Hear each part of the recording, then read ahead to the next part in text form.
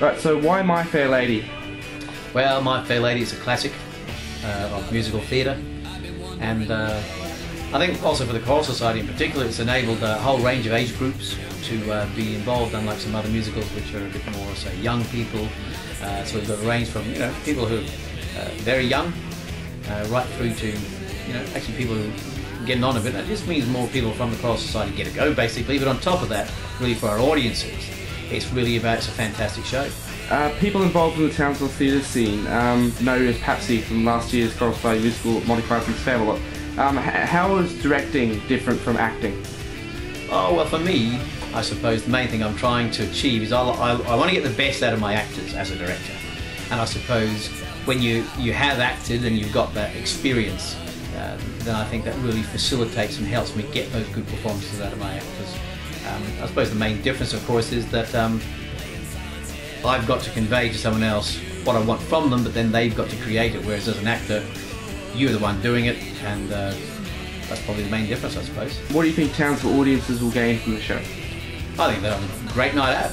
I think there's some fantastic songs in it, great characters, a whole range of big numbers, and the other thing that I think working really, really well is I think they're going to be moved by the story as well. You've been a professional theatre director in Brisbane in the past, so what are some of the challenges and strengths of directing in Townsville? Well, I suppose you're right. When you don't have a fully professional cast, it means that one of the challenges you've got is people have to earn a living elsewhere, and so consequently sometimes they have to miss rehearsals, and with theatre being such a collective process, that can be difficult, but you just work around it as best you can.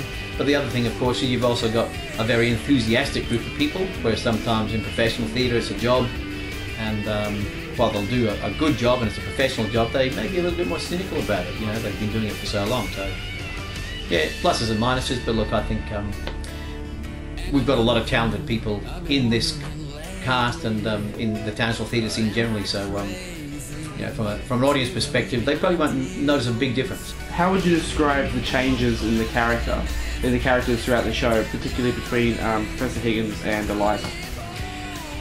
Interesting question. Basically, the obvious thing for Eliza is that she's going from being a flower girl who's poor and doesn't speak very well, and she's working class, and through very hard work and through basically instruction from Professor Higgins, she is transformed.